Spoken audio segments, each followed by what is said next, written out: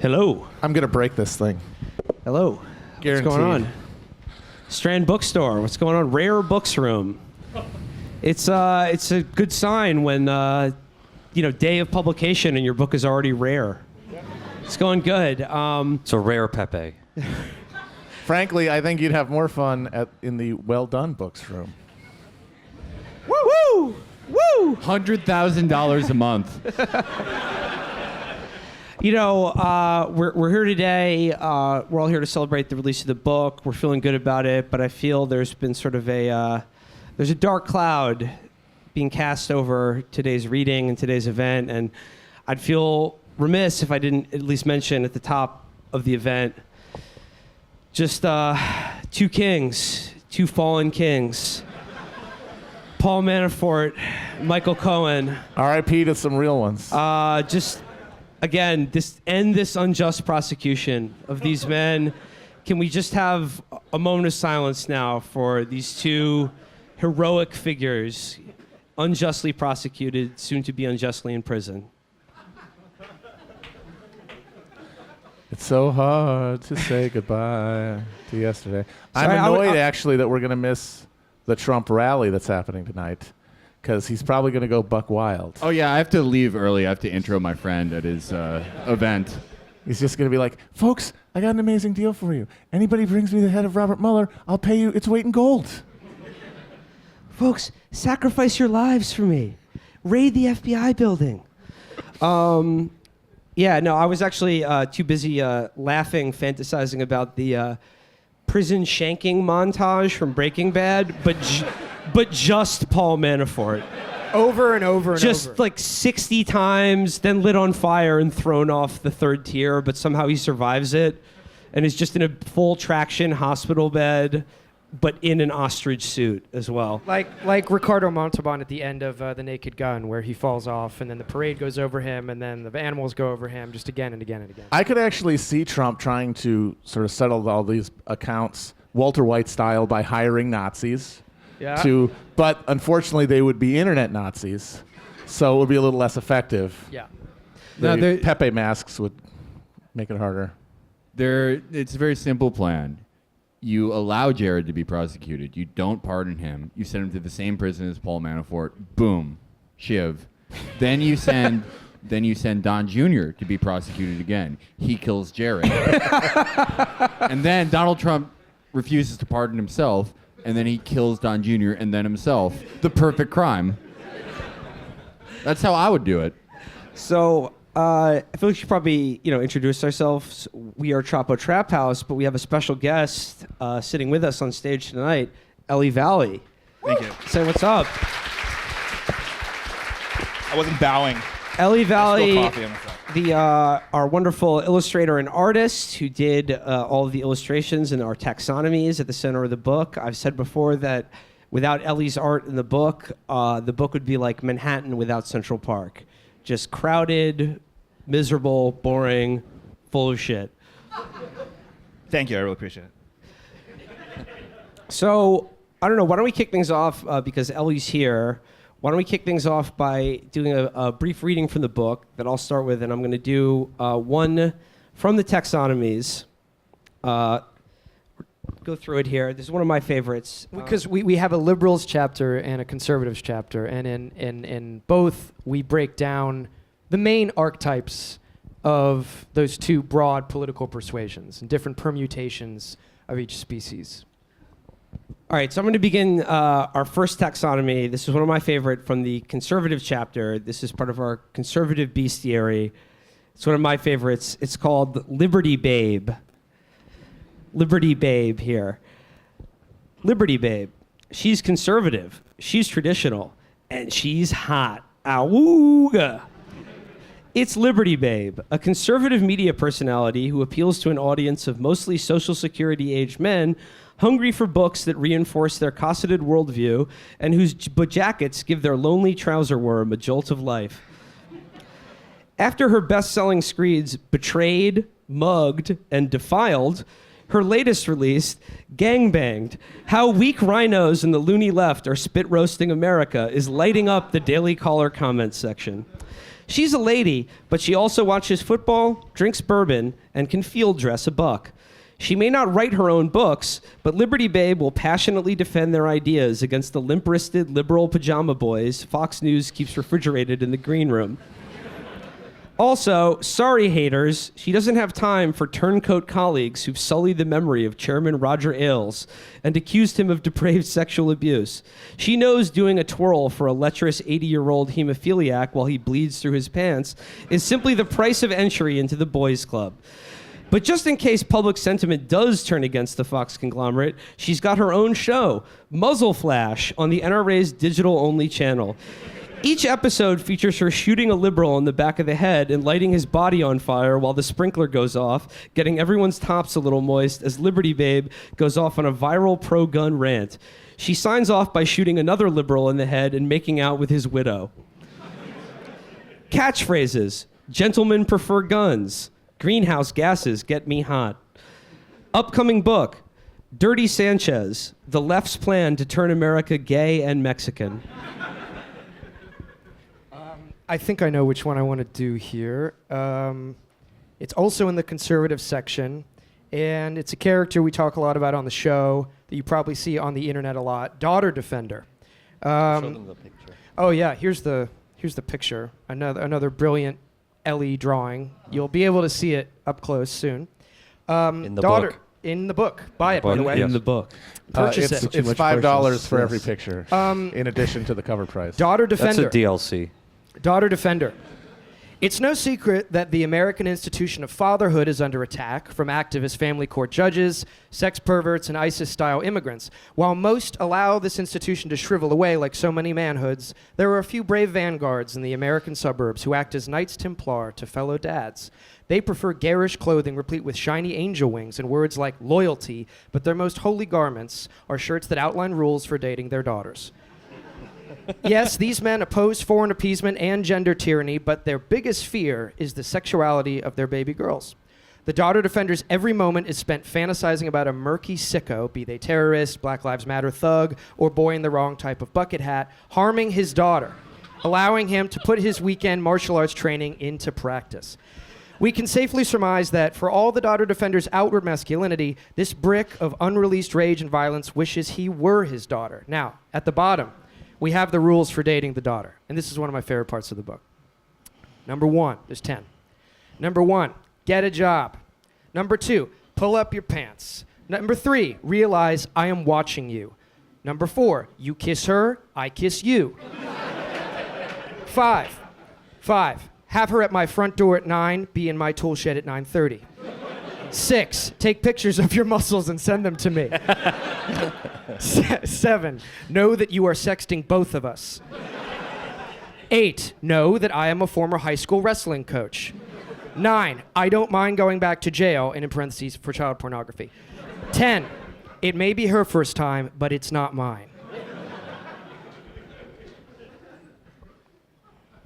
One of my favorite sections that we did, it's in the world chapter.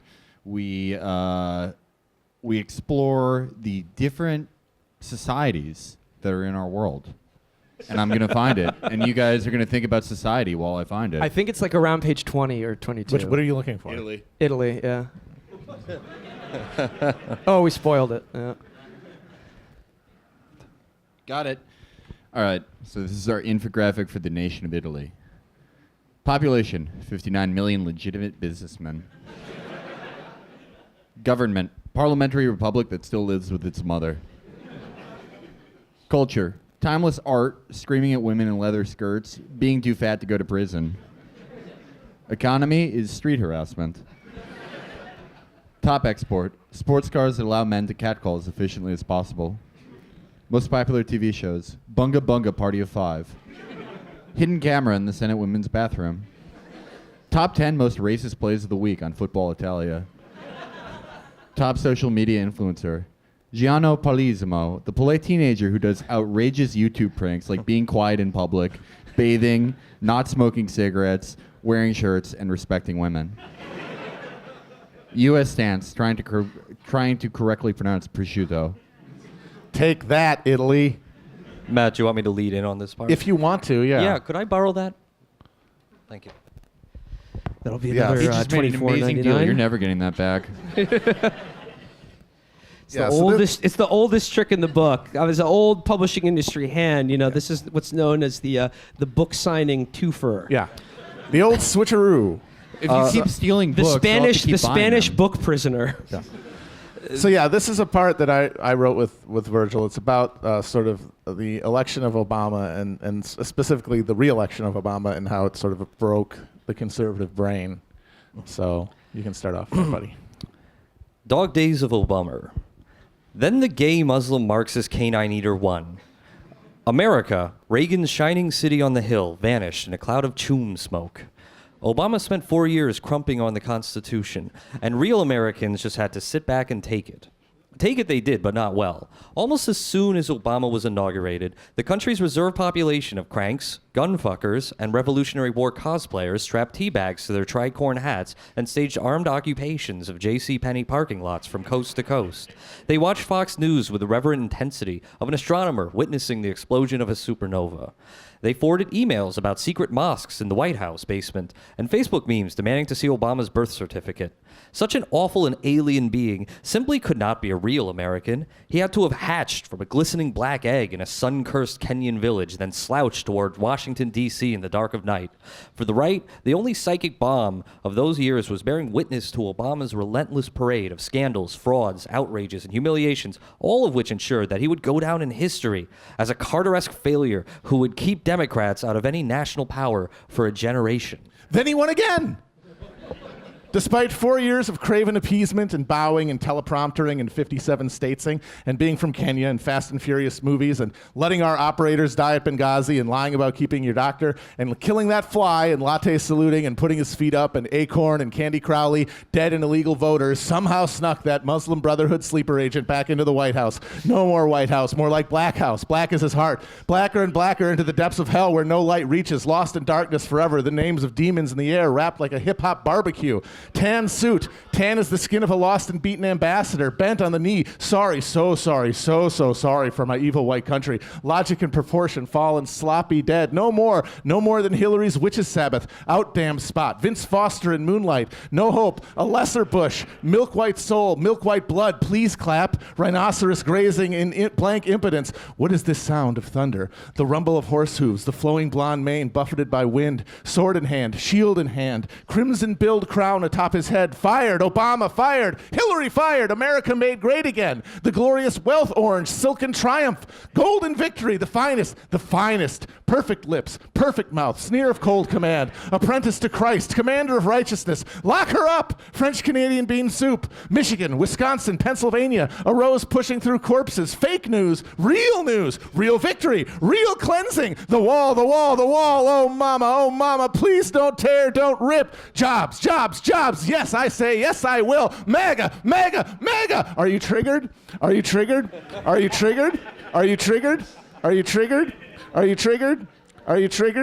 It goes on there for a little bit.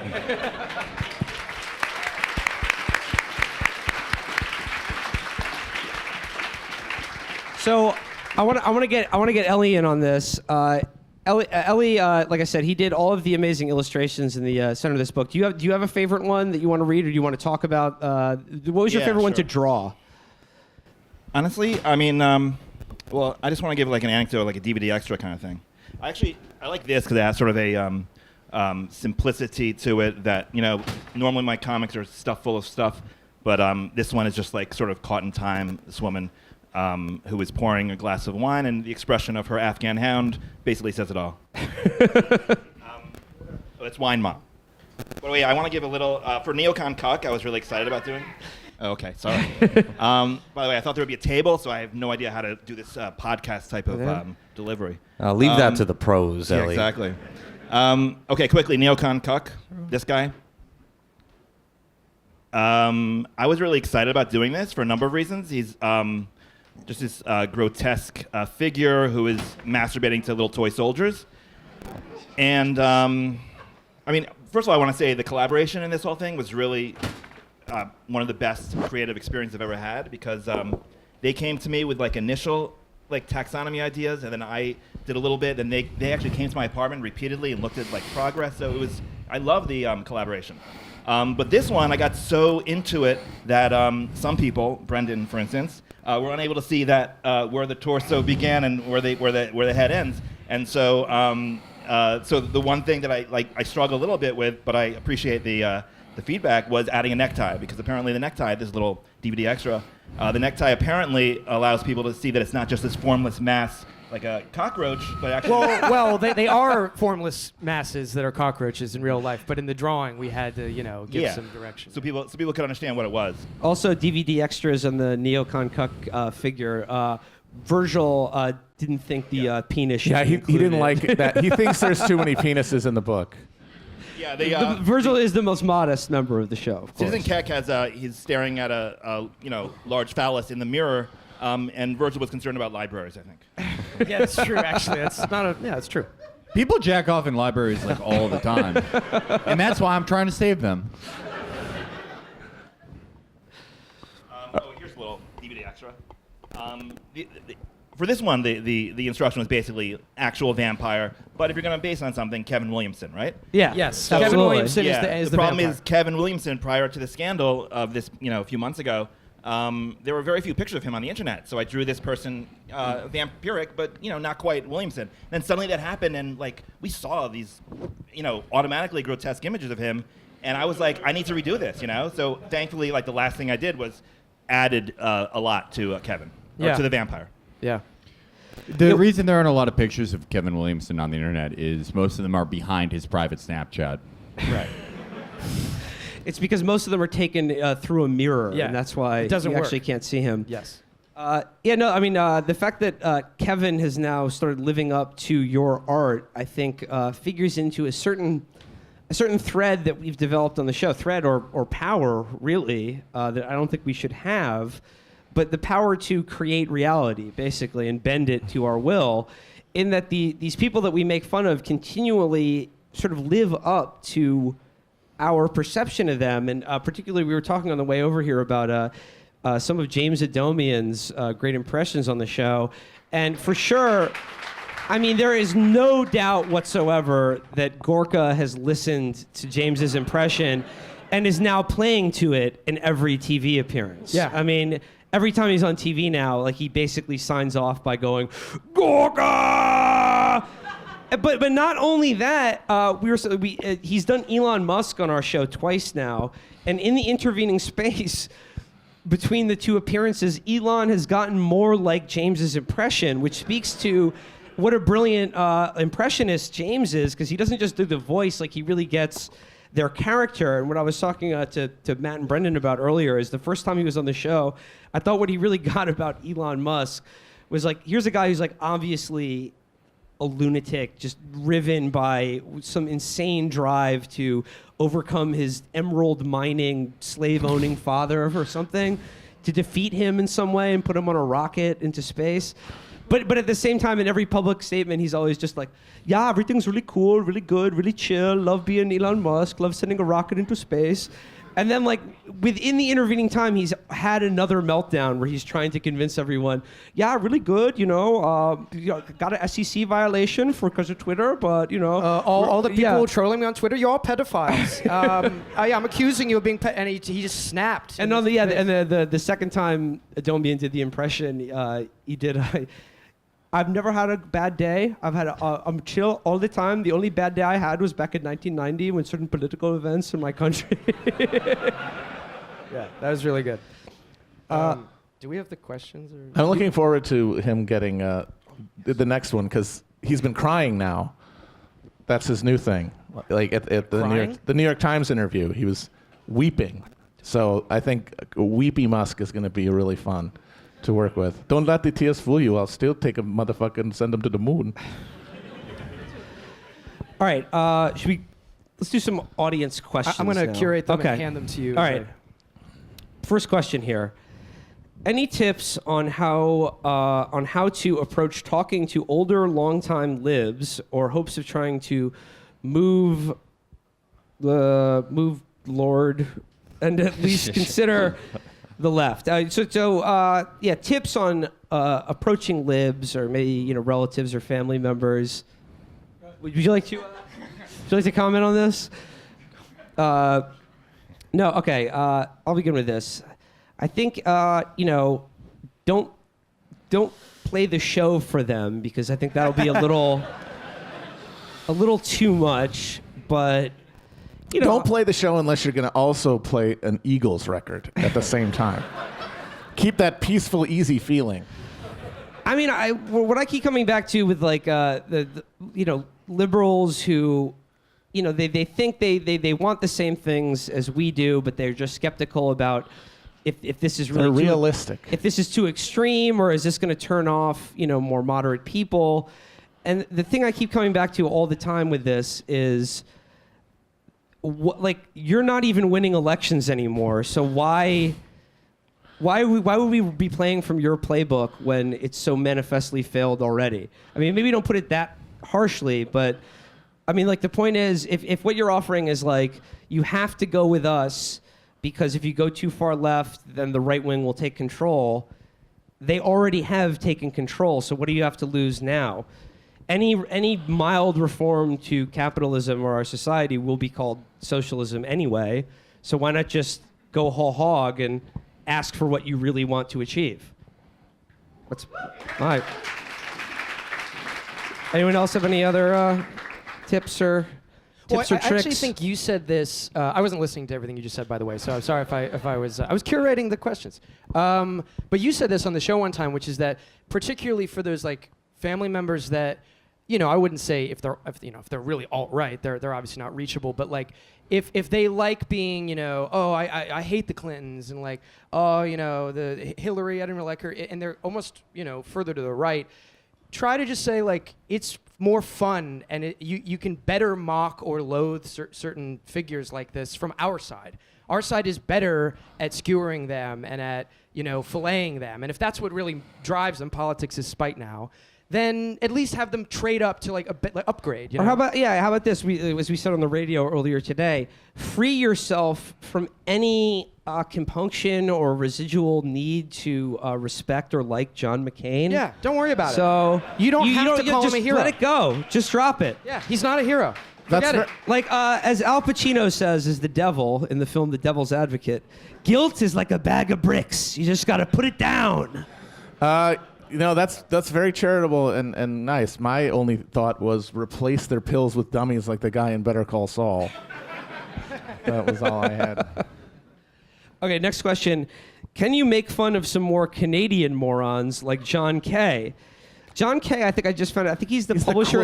He's the Quillette publisher. If you're not familiar with the Quillette, it's the cool new journal of intellectual thought and classical liberalism for people who believe in free speech, but also believe that the Civil War was about states' rights. Obviously, the premier Canadian moron of our times is Jordan Peterson, obviously. And to make fun of him, I mean, again, we've said several times on the show, I thought we were done with this guy, but he keeps upping the ante. Well, the all-meat diet thing. Yeah. That's let me tell you, bucko, what you need to be a grown-up. You need to clean your room, and you also need to not go to the bathroom for 2 or 3 weeks at a time. It cannot be stressed enough. On an interview on the Joe Rogan show, Jordan Peterson has recently claimed that drinking cider basically sent him through the Stargate into 30 days of darkness where he didn't sleep or eat and was overcome with a sense of existential dread in every waking moment, which is that's a mental breakdown. That's not a food allergy that you're having. He's just one of those kids that lies about doing drugs. Yeah, me and my cousin, we were robo-tripping on Vic's Vapo Road. Awesome. Yeah, we fucked Kate Upton. What he really is, sure, dude. Awesome. What he really is, and it is sort of sad that he lives now because he really belongs as one of those Victorian weirdos. You're not on. They're censoring us. This is already happening. It's already happening. Yeah. No, he's one of those Victorian weirdos who stuffed yogurt up his ass to not masturbate. No, just the other day he had some amazing tweet that was referencing some factoid about ants that said that 30% of ants do like 70% of the work or something like that. And he was like, Oh, yeah. it's not capitalism that's causing this. And I'm like, this motherfucker has wrecked his brain from watching so many Disney movies and anthropomorphizing animals that any animal factoid now becomes part and parcel of his worldview. The only ant who matters is the nebbishy one who sounds like Woody Allen. In the film Cars, it is not the brand of car that suffers, but the individual car when it crashes into a person. I saw a horrifying video on my curated YouTube feed. And it was the Joker terrorizing Elsa. And though I disagree with Elsa's willfulness and destruction of order, I think that it's a good reminder that we should not resort to violence against our political enemies. The Joker is Antifa. Okay, this is a good question. It's the only yeah, good one too bad left. this wasn't signed, so we could hand it off to the police after the show. But who should I assassinate? Oh boy. Oh boy. I'll take that. Yeah. You want to take that one? Okay. Yes. Your ego. Folks, there's DMT in everyone's copy of the book. We're all going to experience ego death together. Yeah. Enjoy it. That's there weren't that many questions, so that's the only one left. There was some other one. I don't think they were very good, to be honest. I'm That's trying right. to save embarrassment. Everybody else, you get better at writing questions. Well, we got some time to I got kill, an answer. so I can answer going that through. one. I would say, who should I assassinate? The only responsible answer to this question that's not legally actionable is you should not assassinate us. Yeah. Yes. No Mark David Chapos out Yeah. there, okay? You know, despite how phony we are. We will not Are there be any your copies slaves of in the afterlife. That's not how it works. No. Are there any copies of Catcher in the Rye in the rare books section here? If so, let's destroy them to prevent any further tender minds from being ruined. I mean, don't you think that like maybe Mark David Chapman was a looper and he? Okay, hear me out. Okay. John Lennon lives. What's he like now? What do you think he's like now? Oh, we've discussed Oh my that. God, awful. Yeah. He was He's bad got a back then. HuffPo blog about being anti-vax. Yeah. He's anti-vax. Oh, Yeah, oh my he God. writes like an anti-Trump song called like "The Salesman of Mistruths." Yeah. I honestly think that he is either a Sean Penn style resistance blowhard or fully into QAnon. Yeah. Those are Yeah. the two Yeah. paths of Lenin that we didn't get So by his death. Mark David Chapman had access to the world's only. I'm not trying to be inflammatory here. I don't like to do that, but it's like, well, what if? Yeah. I am right. Look, I really don't want any of you to shoot me, but if you do, you fucking better get that date with Jodie Foster. I'll be really annoyed with you if I die and she doesn't even respond to your DM. I welcome all assassination attempts because I think I could probably win a gunfight with probably anyone. Yeah. Don't clip this for when I lose a gunfight and die. I think now I'd like to say a few words about my co-authors and Ellie, and just say a few words about how fun it was to write this book. I mean, honestly, writing this book and having this come out today and be published and to share it with you here has been like a dream for me. To write a book with like 4 of my best friends and to have beautiful illustrations by Eli Valley and John White and to have it come together the way it did is incredible. And I'm so glad to share it with you guys here today. But more than anything, I just had so much fun writing this book with my co-hosts and co-authors. And it's given me more of a chance to appreciate each one of them. In Matt Christman, I think we have sort of the heart and soul of the show. I think the political and moral center of everything we do. In Felix Biederman, we have, I think, one of the most naturally gifted comedians I think I've ever met or come across. Someone who is more effortlessly funny off the top of his head than almost anyone I've ever met. In Virgil Texas, we have, there's a lot of comedians, they have 3 tools. Virgil is a 5-tool comedian. He writes, He talks. He listens. He games, more importantly boy, oh than boy, anything does he. else. And he wonks. Virgil is our own elections data stat wonk. And Brendan James, of course, we have someone with the discipline and the gumshoe, hard-bitten wisdom of a beat reporter to bring that to our book. Well, I was going to say, for me, this is a sort of bittersweet moment because it's sort of a goodbye because the book was the last real official or major commitment I had to the show. For those of you who don't know, I left the show full-time last year. I was producer. It's now in the incredibly capable and honestly superior hands of Chris Wade, but who's here tonight, so give a hand Shout for out Chris Wade. But it was so fun to write the book, and whether people end up liking it or not, or if it's good or bad, I've read it so many times at this point. I don't know if it's good or bad anymore. It's good. It's good. Okay, but then it's fine. But for me, I just think we gave it a real shot. We didn't half-ass it, and it was a lot of fun. And so when I think of it, I sort of I paraphrase that last scene in the Larry Sanders Show with Rip Torn as his faithful producer Artie when it's all over, and say something like, I'd put up with all of your drama and your whining and your bullshit and your interminable debates about cultural minutia and your calling 7-Eleven ahead of time to see if I was still smart. to see if they still serve hot dogs at 1 a.m. all that stuff. It was 4. It was 4 a.m. So it's reasonable to think maybe they're not selling hot dogs in the middle. I- It was also a mile away, so you really I- want to make that journey. You see what I'm know? saying? I This is your family. Yeah. This is your family. I put up with all of that because at the end of the day, when I listened to the show, you made me laugh. And I'm very grateful to have been a part of that and to know you guys. So thank you for that and for letting me be part of the book as well. Yeah.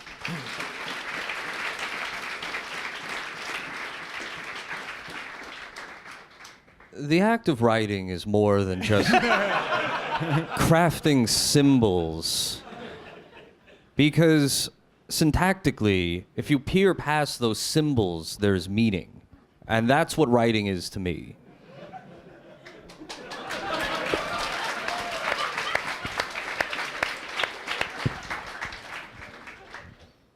All the things we've done as a show are inconceivable to me. It has been just a wonderful. It's been everything that I've ever wanted, and now we're here. We have a book, and we can achieve the goal that I've always wanted. For this to be the last book ever. Finally putting a nail in the coffin of this dead format. Everything is going to Twitch. Thank you.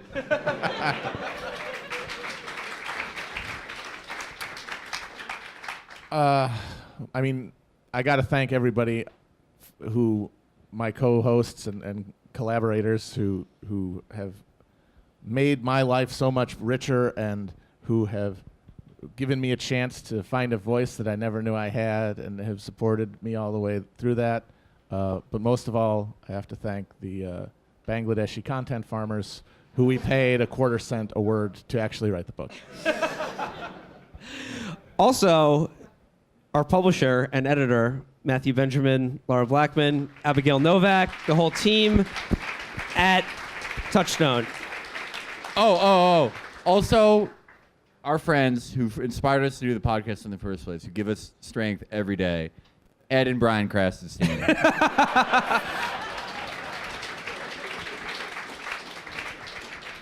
Is this on? Can you hear me? Yeah. Yeah. We switched.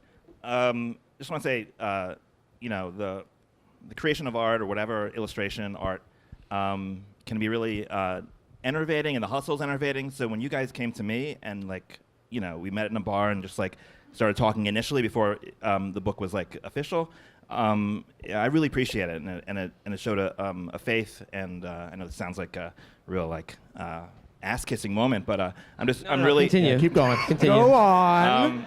It was the whole experience, partly because normally I do words and art. This was just art, and it was exhilarating in ways that I hadn't really experienced creatively before. So I appreciate it from both reaching out and from the collaborative perspective. We knew Ellie was going to be the clear go-to person for the art basically instantly, not only because he has such an amazing distinctive style and sort of brutal honesty and compassion, as grotesque as the imagery can be, that suffuses all of your art, but also that with you on the team, it would make people even madder about things in the book than they would be already. With your drawings, they're going to be even madder, so that's like the goal, so that's good. Yeah. I mean, yeah, like to close things out here, today has sort of been like Christmas for me. Obviously, the book's coming out. People are getting a chance to see it, and it's like this thing we've worked on is finally in the world.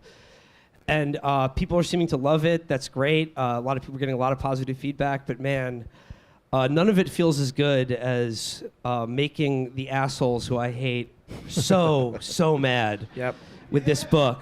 Yeah. To begin, I mean, the fact that Noah Rothman of Commentary Magazine already called us vicious nihilists or something.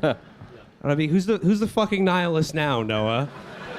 Yeah, Fucking us doing everything out of spite. Yeah, who's a fucking nihilist, bitch? What's up? Motherfucking Chapo Trap House. Fucking immature. The immature. Yep. Chapo's immature, okay, folks? He's like one of the all commentary writers and, NRO. I'm saying like this type of conservative. I'm not saying Jew. You said that. You thought that. Felix is Jewish. Felix is Jewish. But the thoughts and opinions of Felix Biederman do not necessarily represent that of Chapo Trap House. Of the Gentiles.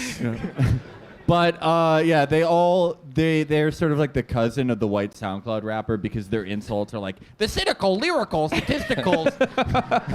Well, Felix, I loved how you described the NRO people, and the typical NRO conservative writes things like the case for chess, and that is basically what they spend their time doing. So It's what a great magazine circuit, like the conservative Jewish magazines that are like, the hidden Jewish success of LeBron, just like taking credit for things that they didn't do, then like racial resentment from the '60s, and then like hell yeah, why backgammon is a smarter game than you think. Yeah, it's like who gives a fuck, man.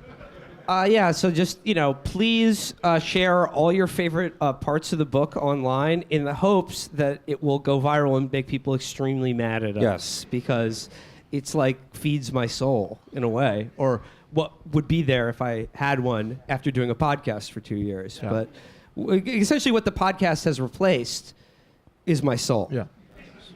In Metal Gear Solid 5, The Phantom Pain. Okay. Venom Snake has a horn of shrapnel that grows out of his head. Okay. Stemming from the helicopter. Thank you for coming. All right. That was good. I was going to say, why don't we sign some more books? By the way, any of these books on the wall we'll here, sign any of that. Yeah. We'll sign got some any of of that them for Cervantes you. up there. We'll do that. Don't limit it to just ours. Yeah. And I'll insult the book as I'm signing it. Not the Quran. Ethan Fromm, fuck you. Piece of shit. Please give it up for Chapo Trap House, everybody. Thank you. Killing books.